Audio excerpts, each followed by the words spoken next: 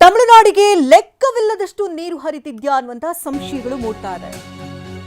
CWMA ಆದೇಶ ನೀಡಿದಕ್ಕಿಂತಲೂ ಕೂಡ ಹೆಚ್ಚಿನದಾಗಿ ಕರ್ನಾಟಕದಿಂದ ತಮಿಳುನಾಡಿಗೆ ನೀರು ಬಿಡಲಾಗ್ತಿದ್ಯಾ, ತಮಿಳುನಾಡಿಗೆ ಹೆಚ್ಚುವರಿ ನೀರು ಬಿಡ್ತಿದ್ಯಾ ರಾಜ್ಯ ಸರ್ಕಾರ ಅನ್ನುವಂಥ ಸಂಶಯಗಳು ಮೂಡೋದಕ್ಕೆ ಸಾಕಷ್ಟು ಕಾರಣಗಳು ಕೇಳಿ ಬರ್ತದೆ. ಸಿಡಬ್ಲ್ಯೂಎಂಎ ಆದೇಶ ನೀಡಿದ್ದು 12,000 ಕ್ಯೂಸೆಕ್ಸ್ ನೀರು ಬಿಡಿ ಅಂತ ಮಾತ್ರ, ಆದ್ರೆ 15,000 ಕ್ಯೂಸೆಕ್ಗಿಂತಲೂ ಕೂಡ ಹೆಚ್ಚಿನ ನೀರನ್ನ ರಿಲೀಸ್ ಮಾಡಲಾಗ್ತಿದೆ ಎನ್ನುವಂತ ಆರೋಪಗಳು ಕೇಳಿ ಬರ್ತಿದೆ. ನೀರು ಬಿಡಲ್ಲ ಅಂತ ಹೇಳ್ತಾನೆ ತಮಿಳುನಾಡಿಗೆ ಹೆಚ್ಚುವರಿ ನೀರು ಬಿಡ್ತಿದ್ದಾರೆ ಎನ್ನುವಂತ ಆರೋಪಗಳು ಕೇಳಿ ಬರ್ತದೆ. ಹೊಣೆ ಹೊತ್ತು ಜವಾಬ್ದಾರಿಯನ್ನು ನಿರ್ವಹಿಸಬೇಕಾಗಿದೆ.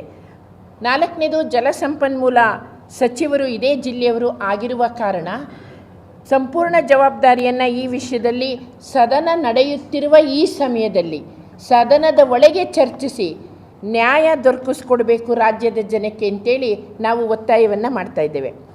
ನಂತರ ಅಕಸ್ಮಾತ್ ಕೋರ್ಟಿನಲ್ಲಿ ನಮಗೆ ವ್ಯತಿರಿಕ್ತವಾಗಿ ತೀರ್ಪು ಮತ್ತೆ ಮುಂದಿನ ಸೋಮವಾರ ಬರೋದೇ ಆದರೆ ಸರ್ವೋಚ್ಚ ನ್ಯಾಯಾಲಯದಲ್ಲಿ ಅದರ ಹೊಣೆ ನೇರ ಕರ್ನಾಟಕ ಸರ್ಕಾರದ್ದೇ ಆಗಿರ್ತದೆ.